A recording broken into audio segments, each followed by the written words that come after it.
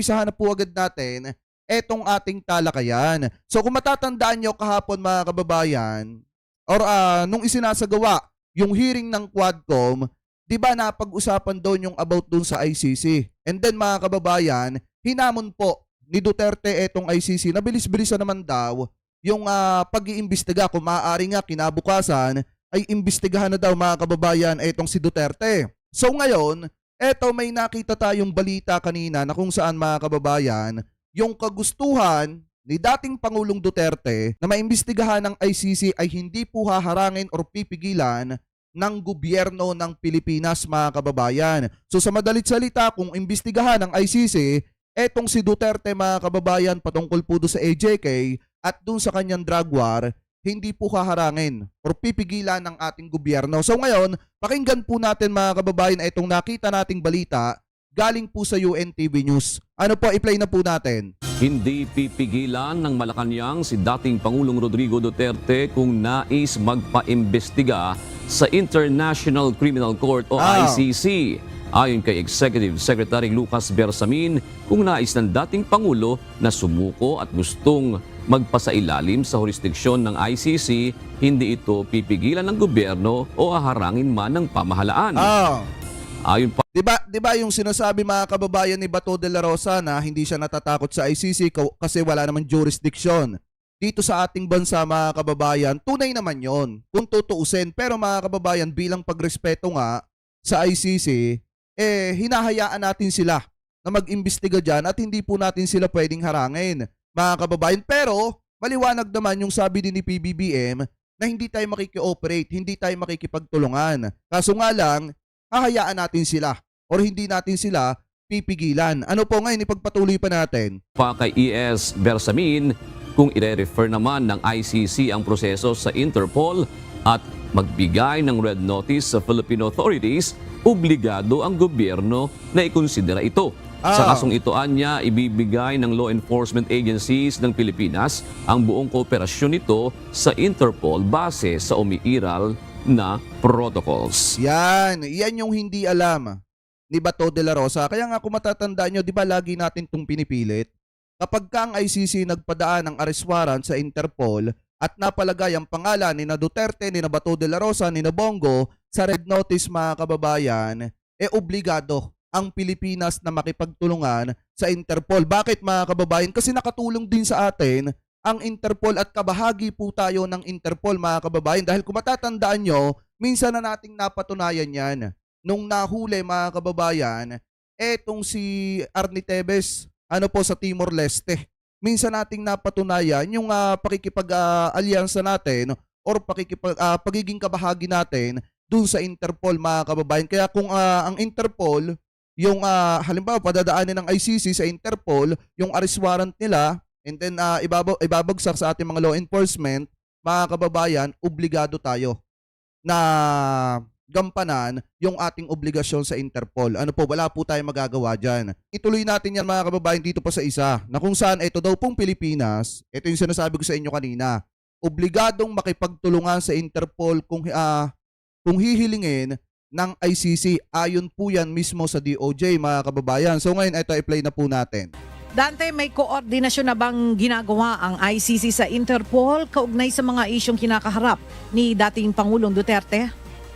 Kaya nga mga kababayan, di ba kung matatandaan nyo, sabi ko, hintay-hintay lang. Yung mga didishot dyan, wait lang kayo.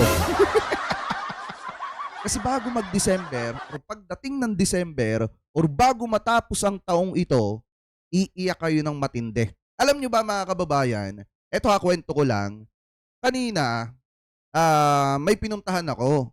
And then may nakakita sa akin na isang didishot. Ganun pala talaga mga kababayan. Kapag may basher ka, pagka nasa personal mga kababayan pala, hindi pala sila yung tipong mananakit. Alam nyo, sa totoo lang yung didishot, bumulong pa nga sa akin kanina. Sabi nung didishot, alam mo, binabash kita sa channel mo. Pero sa personal hindi kita kayang batikusin kasi minsan yung sinasabi mo patungkol sa sinusuportahan namin ay tama. Bakit mga kababayan?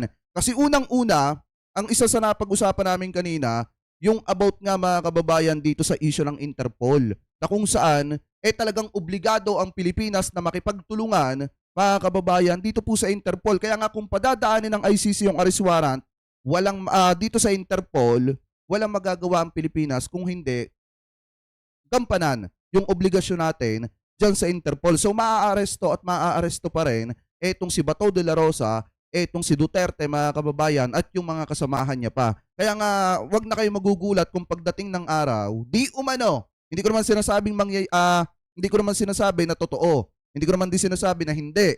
Pero wag kayo magtataka na balang araw, mga kababayan, may isang kalbong nangangandidato tapos bigla na lang pupusasan. Ano po, at aarestuhin, mga kababayan, ng ating mga law enforcer. Ano po, so ngayon ipagpatuloy pa natin. Magandang umaga, Ella. Wala pa tayong nakuhang impormasyon kung may koordinasyon ng ginagawa ang ICC sa Interpol. Sinusubukan din natin kunan ng pahayag si ICC Assistant to Counsel Attorney Cristina Conte, subalit hindi pa ito nagbigay ng sagot. Bagamat hindi nakasapi ng International Criminal Court o ICC ang Pilipinas, ayon sa Department of Justice o DOJ, kapag hiniling ng ICC ang tulong ng International Criminal Police Organization o Interpol para makuha si dating Pangulong Rodrigo Duterte, ay obligado ang pamahalaan na makipagtulungan. Paliwanag ng... Ayan! Diba, napakaliwanag, mga kababayan. Kapag ka ang ICC gumawa ng paraan at Interpol na, mga kababayan, yung kumilos, obligado para makuha itong si Duterte, obligado ang Pilipinas na makipagtulungan. So, obligado tayo na ibigay yung tulong natin dito po sa Interpol. Kasi nga, nakinabang din tayo, mga kababayan, sa pakikipanalig natin dito sa Interpol dahil napatunayan naman talaga natin yan nung naaresto sa Timor-Leste etong si Tevez. Ano po, ipagpatuloy pa natin. DOJ, kahit kumalas na ang Pilipinas sa ICC, pero nananatili itong miyembro ng Interpol. Sa mga naunang pahayag ng DOJ na naindigan ang kagawaran, iba ang usapan kapag idinaan sa Interpol ang utos ng ICC upang arestuhin ang dating presidente. May obligasyon ng Pilipinas sa ibang bansa sa pamamagitan ng Principles of International Committee. Yan ang ating update. Balik sa iyo, Ella. O, yan. Maraming salamat, Dante Amento. Yung mga DD-shot dyan, alam niyo okay lang, walang problema mag-iyakan kayo. Kasi nga, baka bago matapos ang taon, mas lalo pang marami yung may iiyak ninyo. Kasi ngayon, medyo umiiyak-iyak na kayo dito pa lang sa balitang ito.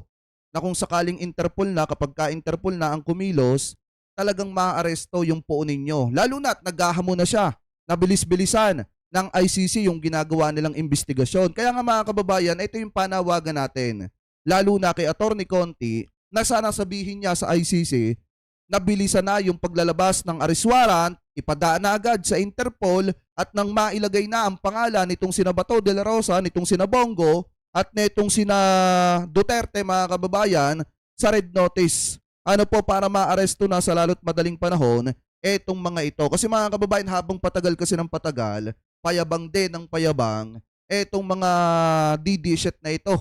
Ano po sinasabi nila, lagi nilang iginigiit, wala daw jurisdiction ang ICC dito sa ating bansa. Tunay nga naman, mga kababayan, pero ang Interpol, obligado tayong makipagtulungan sa Interpol, mga kababayan. Kaya nga yung sinasabi nilang hindi maaaresto, etong si Duterte dito sa ating bansa, isang malaking kalokohan yan. Tandaan nyo, baka yung sinasabi dati ni Duterte sa mga durugista, sa mga tao na ipinatumba niya, yung mga inosente na nadamay, na huling Pasko na nila yon, noong mga panahon na nasa kapangyarihan, etong si Duterte, mga kababayan, baka sa kanya mangyari yon.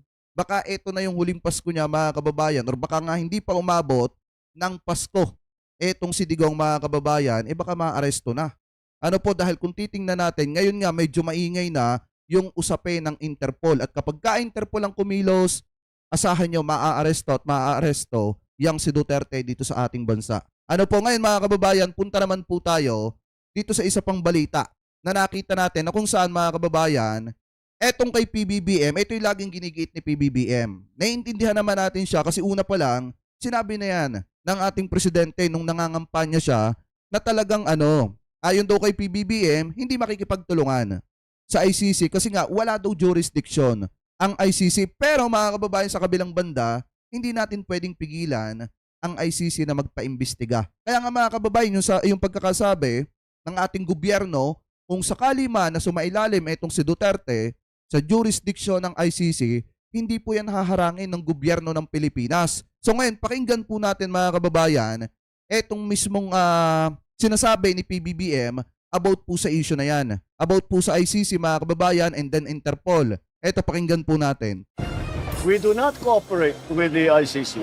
That is the position of this government. Iginiit ni Pangulong Ferdinand Marcos Jr. na hindi nagbabago ang posisyon ng administrasyon na di kumikilala sa jurisdiction ng International Criminal Court o ICC. Sa kabila nito, sinusuportahan ng Pangulo ang pahayag ni Executive Secretary Lucas Bersamin na hindi haharangin ng ICC sa investigasyon nito sa war on drugs ng nakaraang administrasyon kung ito mismo ay kagustuhan ni dating Pangulong Rodrigo Duterte. Yan! Well, was the comment of the Executive Secretary, the former Chief Justice. If yun ang gugustuhin ni PRRD, hindi naman kami haharang doon sa mga ICC. Hindi lang kami tutulong. Ngunit kung pumapayag siya na makipag-usap siya o magpaimbestiga siya sa ICC, nasa kanya yun. At wala nang kaming desisyon doon. Ayon pa kay PBBM, wala ring magagawa ang pamahalaang Pilipinas sakaling hingan na ng tulong ng ICC ang International Criminal Police Organization o Interpol para makuha ang jurisdiksyon sa dating Pangulo. As Secretary Remulla explained before, we have obligations to Interpol. Ayan! Ay, mga didisit dyan ha, iyak nyo lang. Ay, yung mga didisit dyan ha, okay lang yan.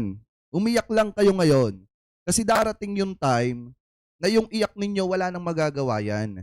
Ano po, alam nyo, sa totoo lang mga kababayan, proud na proud yung mga didisit sa mga sinabi ni Duterte dun sa Quadcom. Pero hindi nila naiintindihan mga kababayan na habang nagpapatuloy yung mga pagsagot ni Duterte at habang nagpapatuloy yung pagyayabang ni Duterte na marami siyang mga ipinatumbang tao mga kababayan, yun din yung paunti-unti na ibinabaon niya yung kanyang sarili. At nangyari na nga, nung hinamon niya mga kababayan, etong ICC. So paano ngayon? Kapag ka itong ICC ay humingi na ng tulong dito po sa Interpol at mailagay ang pangalan ni Duterte at ni Bato de la Rosa at nung iba pa sa red notice mga kababayan, dyan po sa Interpol. So maliwanag naman sa sinasabi ni PBBM na ayon po sa sinabi ni Secretary Boying Remulla na obligado tayo natugunan mga kababayan yung pakikipag-ugnayan sa atin ng Interpol. Obligado tayo na asikasuhin ng Interpol, obligado tayo na makipagtulungan sa Interpol para hulihin etong si Duterte. Ayan o, sinabi na mismo ni PBBM. Ano po, ipagpatuloy pa natin. We have to live up to those obligations. Ukol naman sa naging pahayag ni dating Pangulong Duterte sa Quadcom hearing sa Kamara, ayon kay PBBM, pwede itong tignan ng mga otoridad ukol sa kanilang ginagawang investigasyon sa kampanya laban sa iligal na droga ng Duterte administration. But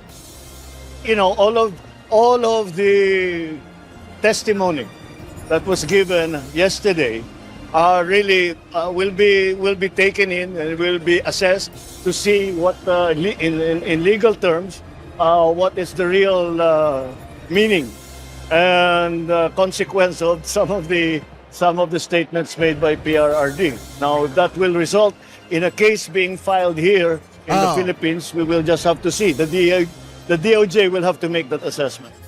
So malaki pala ang chance mga kababayan na makasuhan na sa lalo't madaling panahon etong si Duterte dito po sa ating bansa. Dito sa Pilipinas mga kababayan. Kasi maliwanag na yung mga pag-amin ni Duterte sa mga pagtumba mga kababayan. Lalo na yung mga sinabi niya about do sa provocation sa mga tao or sa mga drug alleged mga kababayan or dun sa mga suspect naman laban para bawian ng buhay at mapatay ng ating mga kapulisan.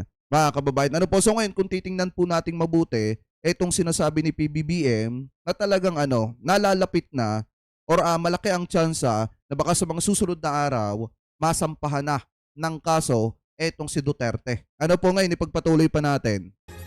Ayon kay PBBM, kailangang masagot ang anumang question sa extrajudicial killings para na rin sa hinihinging hustisya ng pamilya ng mga naging biktima ng war on drugs ng nakaraang administrasyon.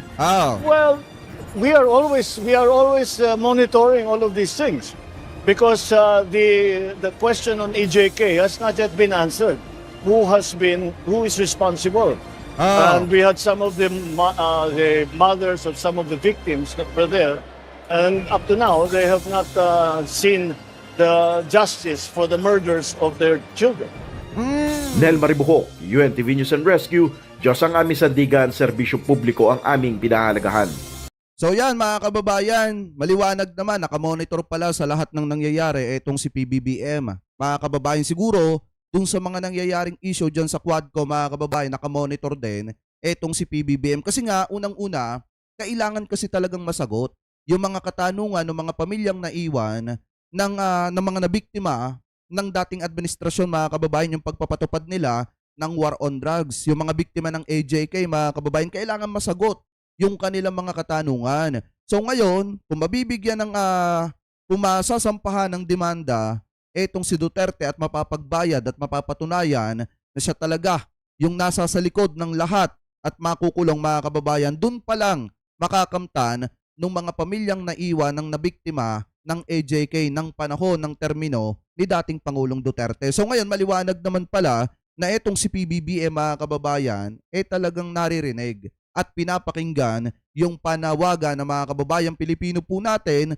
lalo na yung mga humihingi ng hustisya sa panahong ito ngayon. Ano po, ng mga naiwan ng mga pamilyang nabiktima. So ngayon, mga kababayan, maliwanag din naman dito na sinasabi ni PBBM na hindi natin mapipigilan ng Interpol. Mga kababayan, at obligado tayo na gampanan yung obligasyon natin sa Interpol. At kung sakali man na arestuhin ng Interpol etong si Duterte, wala tayong magagawa kung hindi makipagtulungan.